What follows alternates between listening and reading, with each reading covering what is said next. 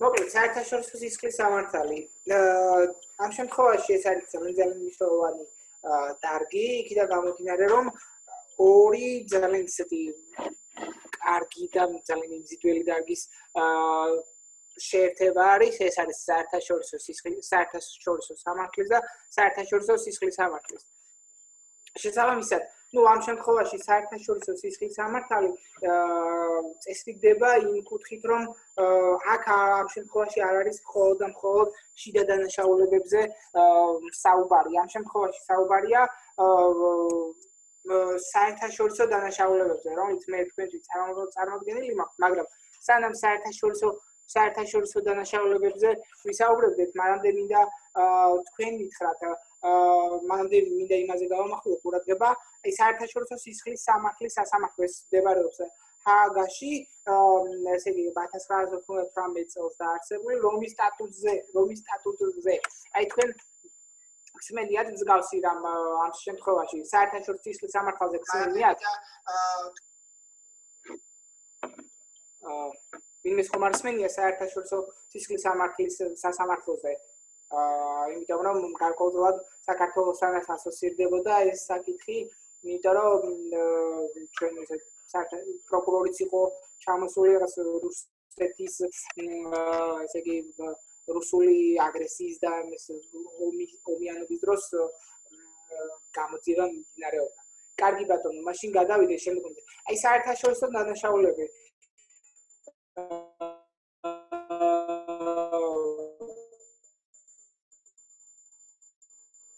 რაიზერ გაუპატრურება და ასე შემდეგ. თქვენ როგორ ფიქრობთ საერთაშორისო დანაშაული რომელიც შეიძლება იყოს? გენოციდი. კაცობრიობის კი. კი ბატონო, აბსოლუტურად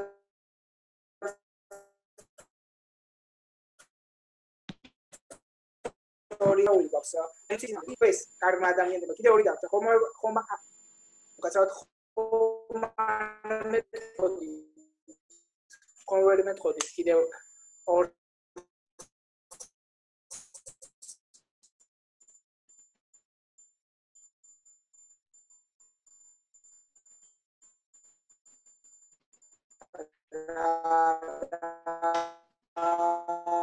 დანაშაულები შეიძლება იყოს. აი აგრესია საერთაშორისო დანაშაულია, ამ შემთხვევაში ეს 4 ტიპის დანაშაული იჯება, ამ 4 ტიპის დანაშაულზე არის მხოლოდ საერთაშორისო სასამართლო განსჯადი და მე თქვენს წარმოდგენილი მაქვს რამდენიმე ფოტო ცადე ყოველ შემთხვევაში და იცით საიდან არის ეს ფოტოები? აი თუნდაც გენოციდის მაგალითები რომ ეს ფოტოები ამ ფოტოები თავიდან დავანებოთ ებრაელთა საკონცენტრაციო ბანაკის ბატონო ვინ განახორციელა ებრაელთა გენოციდი? გერმანია, ჰიტლერი. როგორმა გერმანიამ? ჰიტლერმა. ნაცისტურმა გერმანიამ. ფაშისტურმა გერმანიამ. კი ბატონო, როგორც ცნობილია 6 მილიონი ადამიანი შეწირა ამ ყველაფერს. კიდევ ხომ არა გაქვთ გენოციდის ფაქტები, აი თქვენი ჩართულობით რომ გენოციდი რაღაცა ხوار გიცით რომელიმე კიდე გენოციდი სხვა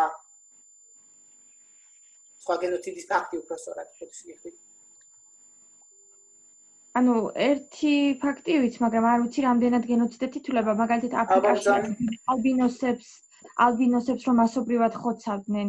რა ვიცი, ეს შეიძლება რომ განვიხილოთ გენოციდში? ნახეთ როგორ რაღაცა არის ალბინოსები ამ შემთხვევაში ეს დაავადებას მოუწოდეთ, გარკვეული კატეგორიის ადამიანები, ხო? ერის ფაკულტეტი უნდა იყოს, ხო? კრიტერიუმი. დიახ, ნახეთ როგორ რაღაცა ტიპად. ანუ სომხების გენოციდი მგონი თურქების მიერ, ხო? კი ბატონო, რომელსაც იყო, ხო არ ზუსტად ეს მინდოდა რომ მეთქვა ახლა ამ წამს ზუსტად. ზუსტი თარიღი არ მახსოვს ვერ გეტყვით, მაგრამ მაგის გამომფერი დღემდე ემტერებიან 1916 წელს მოხდა ეგ გენოციდი. უკაცრავად რიცხვი რომ გაიმეოროთ ბოდიში. 1916 წელს თუ სწორად მახსოვს, უფრო ადრეც, მაგრამ 1916 წელს ყველაზე დიდი აფეთქება იყო. შესაბამისად, აი გენოციდი სწორად გზავნა თქვენმა მეგობარმა, გენოციდი არ შეიძლება ჩაითვალოს ალბინოსების ან რაღაც ქალების ან კაცების ან გენოციდი არის კონკრეტული ერის მიერ განადგურება რაღაც პირობითად ებრაელების, სომხების, ასევე კიდე იდიამინი ხსმენიათ ასეთი პიროვნების შესახებ. იდიამინი რუანდის დიქტატორი იყო. ფილმიც არის სხვადასხვა ძალიან მაგარი გადაღებული შოტლანდიის უკანასკნელი მეფე. უკაცრავად სახელი რა თქვით? იდიამინი, ამინი. ჩაწერეთ, შეგიძლიათ რომ ჩაწეროთ? დიახ, მე მაგ ერთი შეკითხვა თქვენთან. ბრძანეთ ბატონო. აი, მაგალითად ჰიტლერს აქვს თავისი წიგნი, ჩემი ბრძოლა. კი ბატონო, მაიკაფი. დიახ, ჰიტლერი წერს ებრაელებზე, მან და არის კარგად მოხსენიებული, რას უშვებოდა თავიდან ებრაელები ზოგადად გერმანელებს, აი როგორ შიმშილობდნენ ებრაელები და როგორ ხოცებოდნენ ებრაელები და ანუ უბრალოდ გერმანელები და როგორ უყურებდნენ ამას ებრაელები და მე ვიცი რომ ზოგადად ჰიტლერს არ ვამართება ამ შემთხვევაში და არც ნაცისტურ გერმანიას ვამართებ, უბრალოდ როდესაც ასეთ რაღაცას ამბობენ ზოგადად ის იმალება ის ფაქტი რომ რას უშვებოდა თავიდან ებრაელები რას უშვებოდნენ გერმანელებს და ეგაა ძალიან სამწუხარო თემა ჩემი აზრით. კი ბატონო, გასაგებია თქვენი პოზიცია აბსოლუტურად ყველაზე ესეთი ჰიტლერის მაინკაფი რომელიც ესეთ აკრძალულ ლიტერატურადაც ითვლებოდა ჩემი ბრძოლა რომელიც აქვს მას დაწერილი ჯარში ყოფნის პერიოდში აბსოლუტურად ჰიტლერი ამ შემთხვევაში აბრალებს გერმანულ უფრო რატო ზულდა ჰიტლერს ებრაელები იმიტომ რომ გერმანიის წაგება გერმანიის დამარცხება და აბსოლუტურად გერმანიის ესეთი წუმპეში ჩავარდნა აბრალებს პირდაპირ ებრაელებს რომ საბანკო ესეთი სივრცის აბსოლუტური ესეთი მამები არიან ებრაელები მთლიანად აბსოლუტურად ხო როჩილდები მთლიანად საბანკოს სისტემას მართავენ და ებრაელები არიან შესაბამისად ამ ყველაფერს რადგან გერმანიამ ასე წააგო და ასეთი დამარცხება იქნება შემდგომ ასეთი სიღარიბე და ასეთი შიმშილი იყო ამ ყველაფერს აბრალებს ჰიტლერი ებრაელებს და შესაბამისად ამიტომ ზულდა მე როგორც მახსოვს მაინკაფიდან რაც მაქვს საკითხული დიდი ხნის წინ დავიდე და თუ ასე თქვა ცოტა ისეთია სხვანაირი აზრი გაუჩნდა ვინმეს გასაკვირველია მაგრამ მე ამას უგულისხმობ რომ ის აბრალებს ებრაელებს მარცხს გერმანიის მარცხს რომ გერმანელები იცით რომ ებრაელებს რითაც ასამართლებდნენ ის ნორმა ახლაც მოქმედებს გერმანიის სამოქალაქო კოდექსში ეს არის უსაფუძვლო გამდიდრების ნორმა რომ ითვლებოდა რომ ებრაელს არ შეიძლებოდა ქონოდა არ შეიძლებოდა ქონოდა რაღაც მატერიალური რაღაც ნივთები ძვირადღირებული და ასე შემდეგ ну არა მარტო გერმანიაში გაანადგურა, მან ძალიან ბევრ ადგილას გაანადგურა, პოლონეთში, ლიტვაში, ლატვიაში, მაშინ ესტონეთში, ავსტრიაში, არის ძალიან ისეთი გენიალური ფილმია, პიანისტი რიან პროუდის შესრულებით, თხილავე ჩანს მან ყველაფერი. არ ვიცი რაოდენ გავეცი თქვენ კითხვას პასუხი, უბრალოდ ამ შემთხვევაში უფრო აზრის დაფიქსირება იყო. შეგან ვიდრე კითხვაზე პასუხის გაცემა და თქვენგანაც გარკვეულწილად აზრის დაფიქსირება იყო, თუმცა ნამდვილად ისეთი საფუძვლიანი აზრი. დაგაზუსტებინებთ რა. ანუ ესე იგი ჰიტლერი უსაფუძვლო გამდიდრების ნორმის საფუძველზე იმაშობოდა, ხო? ანუ სამართლებრივად ასე ფარავდა ებრაელების მას. ნახეთ, უსაფუძვლო გამდიდრება ზოგადად ეს არის და ანუ ცოტა რომ ჩაგვიშალოთ რა. უკაცრავად ცოტა ბოლო გამიმეოროთ. ანუ ცოტა რომ ჩაგვიშალოთ მეთქი, ანუ კი, რა თქმა უნდა. ინფორმაცია და ძალიან დამაინტერესდა და მაგიტომ. არა, არანაირი პრობლემა არ არის, უსაფუძვლო გამდიდრება. დროში თუ ჩავაწერეთ, რა თქმა უნდა და არ იქნება პრობლემა. მე მაქვს თქვენთვის დრო აბსოლუტურად დილამდე თუ უნდა თქვენი კითხეთ სწორედ. მოკლედ, უსაფუძვლო გამდიდრების ინსტიტუტი იგივე კოლექტიური ვალდებულება ნიშნავს ასეთ რამეს, რომ პირობითად ვიღაცამ ჩაგირიცხოთ თქვენ 10000 ლარი, მაგალითად, ხო, ჩაირიცხოთ თქვენს ანგარიშზე. ეს თქვენთან ხარ არის, რა თქმა უნდა, არც არავის არ გამოურიცხავს, არც არავის არ უჩვენებია, არც არავის არ უსესხია. ხომ ასეა? ვიღაცას შეეშალა. ამ შემთხვევაში თქვენ უსაფუძვლო გამდიდრებით. მე ახლა უსაფუძვლო გამდიდრების რაღაცა ცირედი ახსნას ვცდილობ თქვენთვის. ამ შემთხვევაში თქვენ უსაფუძვლოდ გამდიდრებით, საფუძვლოს გარეშე, ხო? თქვენ ვალდებული ხართ, რომ ეს ყველაფერი დააბრუნოთ, იმიტომ რომ რაღაც შეცდომა იყო თუ რა იყო, ეს მარტო შეცდომაზე არ არის, რა თქმა უნდა. ანუ ამ შემთხვევაში ხო უსაფუძვლოდ გამდიდრდით ან უსაფუძვლოდ დაზოგეთ ქონება სხვისი ქონება სხვას ეკუთვნის ეს ყველაფერი ხო ამ შემთხვევაში ეს იგულისხმობდა გერმანიაშიც რომ არ შეიძლებოდა მდიდარი ებრაელი ყოფილიყო, არ შეიძლებოდა ებრაელს რაღაცა ქონება ქონოდა, არ შეიძლებოდა ებრაელს ქონება და ესე დაეზოგა. აქედან გამომდინარე, ის კანონი, რომელიც მაშინ მოქმედებდა გერმანულ სამოქალაქო კოდექსში, რომელიც ახლაც მოქმედებს გერმანულ სამოქალაქო კოდექსში, თან ქართულადაც არის გადათარგმნილი სამოქალაქო კოდექსი, ცივილისტი გარკვეულწილად ანუ საბრძოლო გამდიდრების სპეციალისტი არ ვარ, თუმცა ზოგადად შემიძლია რომ გითხრათ, იმას ვამბობ, რომ ახლაც მოქმედებს ეს კანონი. ანუ იგივე მინდა გითხრათ, იგივე რომ გერმანიელს და ებრაელს არ შეიძლებოდა ქონოდა ქონება. ამიტომ ჩამოართმევდნენ ქონებას და საფუძვლად რადგან ფლობდა ანაჯარიმებდნენ ან საკონცენტრაციო ბანაკში ოსვენციმი და რაღაცა ძალიან ბევრი ისეთი ბანაკები იყო და შესაბამისად იქ გზავნიდნენ ან ხრედნენ ადგილზევე და ასე შემდეგ.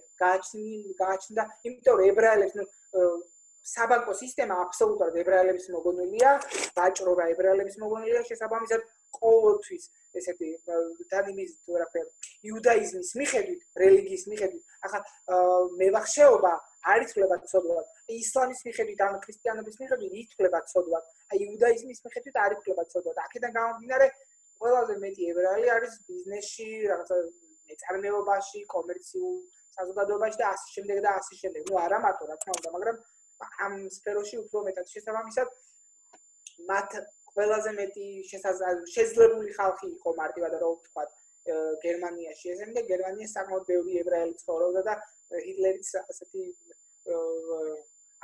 ასე ვთქვათ იშორებდა თავს მარტივად რომ ვთქვა იგივე მიზეზის გამო რომ ებრაელებს აბრალებდა გერმანიის ასეთ მარცხს.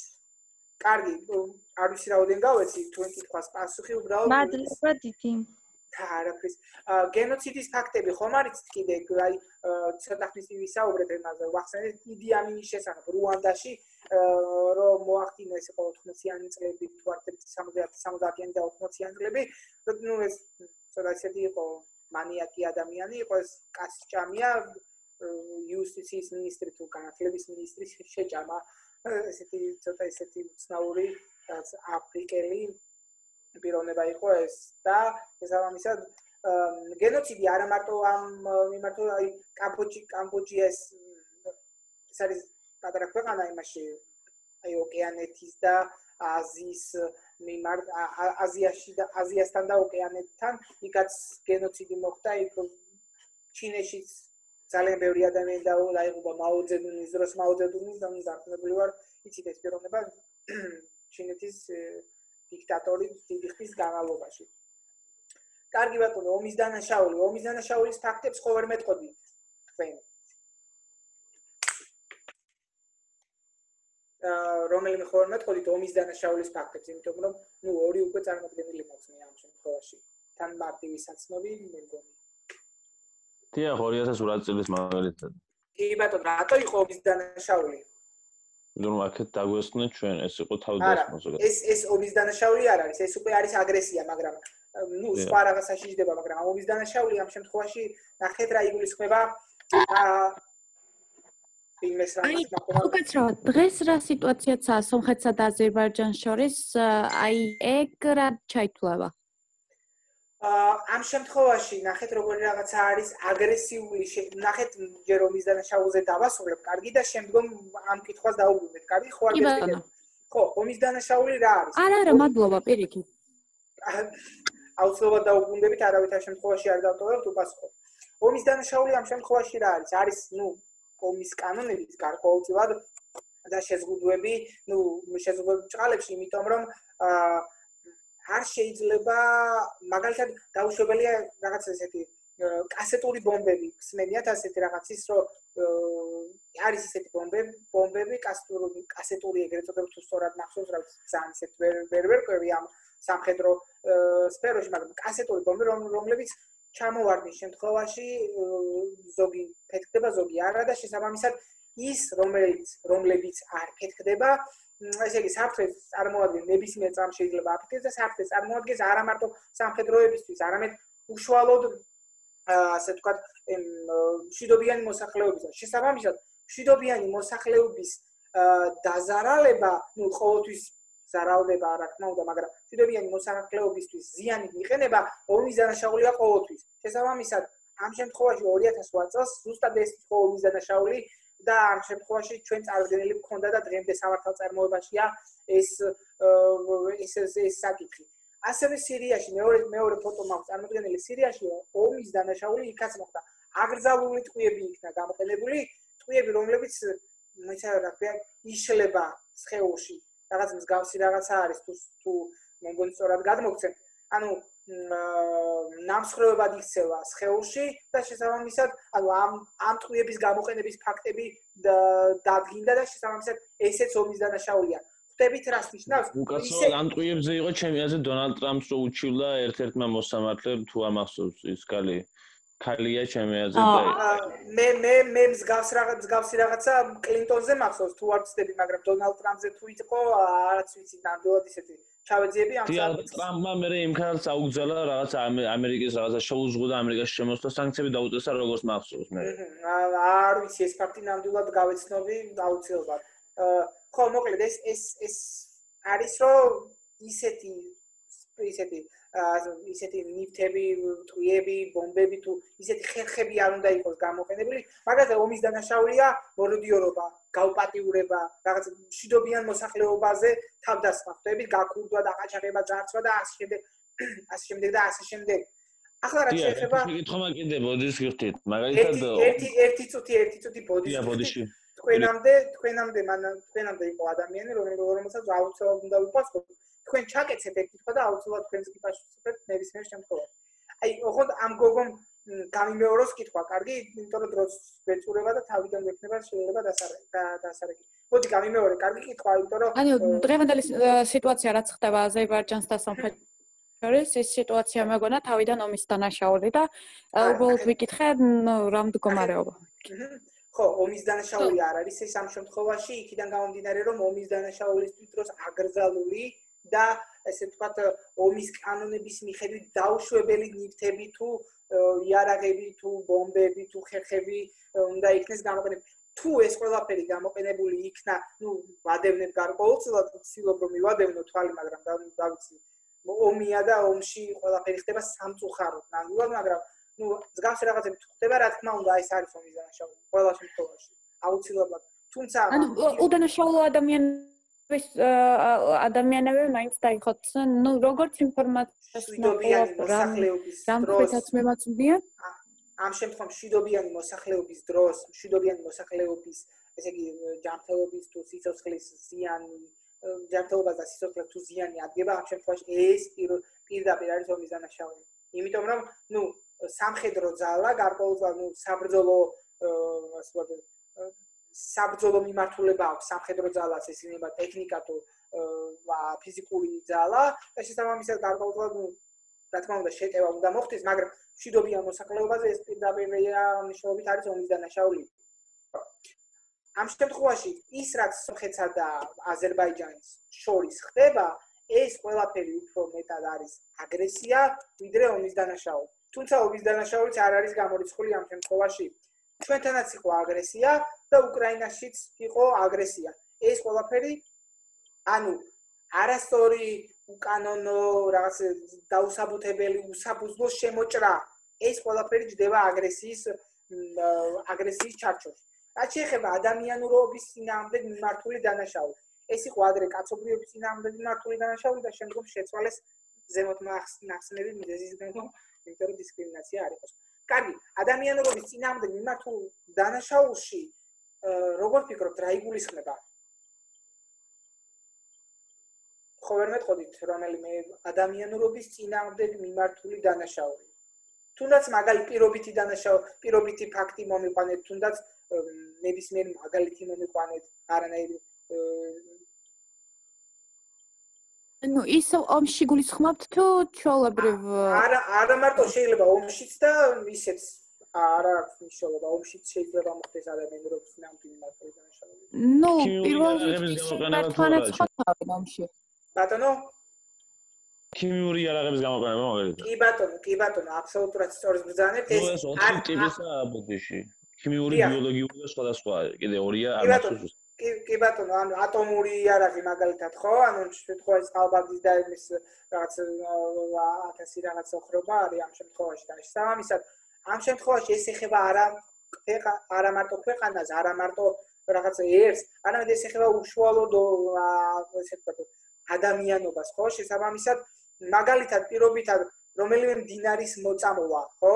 ეს ამ შემთხვევაში რაღაც გამოიწვევს ადამიანურობის წინააღმდეგ მიმართულ დანაშაულს, რომ პირობითად ატომური ბომბის ჩამოგდება ეს ადამიანურობის წინააღმდეგ მიმართული დანაშაულია და ასე შემდეგ, რომელიც ადამიანურობას ეხება, არა მარტო ეხება, არ ეხება მხოლოდ ერს და ქვეყანას, ეხება მთლიანად ადამიანურობას ამ შემთხვევაში. კარგი, აგრესიაზეც ვისაუბრეთ. მოკლედ მეგობარს ჰქონდა მე მინდა მაგობა გადაგიხადოთ ყურადღებისთვის მოვჩი ამ შემთხვევაში, მაგრამ კითხვები წამოვიდეს, იმიტომ რომ თან ვისაუბროთ აი მე მგონი ილიას ჰქონდა ხო თუ არ ვწდები კითხვა? დიახ, მე მქონდა ეს შეკითხვა, მე ანუ ზოგადად თქვენ ძალიან ომის დანაშაულზე და მან თქვით რომ გაქურდუაც ერთ-ერთი ომის დანაშაულია და მე მაგ ესე შეკითხვა, მაგალითად ომი როგორც კი სრულდება, მაშინ არის აი ნადავლის წაღება, ანუ ეგეთი წესი აქვს ომს, ზოგადად რომ 2 დღე მაგალითად ეძება რომ ნადავლი წაიღო, ანუ რაც გაიმარჯვეს, მაგი მიაქვთ. ანუ ზოგადად ეგრე ხდება, გაქურდვა, ეგრეთ წოდებული გაქურდვა, აი ომის წესში ჯდება ესეთი რაღაც, ანუ ყველა ქვეყანაში ასე ხდებოდა ეს უძველესი დროიდან მოდის და აი ამაზე მაინტერესებს ზუსტად. კი ბატონო, გეთახმებით ილია რომ ეს უძველესი დროიდან მოდის, მაგრამ ჩვენ ადამიანებმა ხომ ცივილიზაცია მივიღეთ და შესაბამისად ამ შემთხვევაში ეს არ უნდა იყოს რაღაც არ უნდა იყოს მიღებული თანამედროვე ცივილურ საზოგადოებაში. შესაბამისად ის რომ პირობითად გარკვეულწილად ვიცი რასაც გულისხმობთ 2008 წელს რომ უნიტაზები და მაგიდები და სკამები გაიტანეს ალბათ ამას ეს პირველი ეს მომაფიქრდა მე ის რომ ეს ამ შემთხვევაში აბსოლუტურად არ ჯდება არავითარ შემთხვევაში ომის კანონებში, იმიტომ რომ ეს ნადავლის წაღება ეს ხო ადრე ხდებოდა ის რაღაც შუა საუკუნეებში 45-ში იყო ბოდიში 45-ში სტალინმა მისცა 2 დღე რომ გერმანია გაეკურდა ზუსტად. ხო, ეს არავითარ შემთხვევაში არ ჯდებოდა კანონის ჩარჩოებში და არანაირ შემთხვევაში არ ჯდებოდა რაღაც ცივილურ საზოგადოების ნაწილად ვერ აღიქვემდებოდა ეს ვერავითარ შემთხვევაში, იმიტომ რომ კატეგორიულად მიუღებელია მსგავსი რამ. ნუ თან მე ვიცი ანუ ძალიან ბევრი რესურსი, ბევრი ნივთი, ბევრი რაღაც მნიშვნელოვანი რამ გაიტანა საბჭოთა კავშირმა გერმანიიდან. ძალიან ბევრი. ბატონო გიორგი ბოდიში რო გაწყვეტინებთ ისევ ერთ წუთში ვითიშებით და რა სიტყვით შემოვიდეთ ისევ თავიდან? თქვენინება აბსოლუტურად თქვენ თუ გაქვთ დრო მე აბსოლუტურად მაქვს დრო, არანაირი პრობლემა არ არის, უბრალოდ 5-10 წუთი მაქსიმუმ და აქედან გამომდინარე ალბათ რა ვიცი არხივს და შემდგომში გადავდოთ სიცხეს სამართალში ვსაუბრობთ. კი ბატონო, მაშინ დაგემშვიდობებით და მოიცა, ცუდად ვიქცევი ახლა. მეგობრებს ხო არა აქვს რამე კითხვა, იმიტომ რომ თუ გაქვთ რამე კითხვა, აბსოლუტურად არანაირი პრობლემა არ მაქვს, შემიძლია რომ ჩავერთო თავიდან. ისევ და ისევ თხოვნა ძალიან მადლობა. იმის საინტერესო პრაქტიკები რო გაგვიზიაროთ საერთაშორისო სამართლის იმიდან, აი ისევ ის თხოვნა მაქვს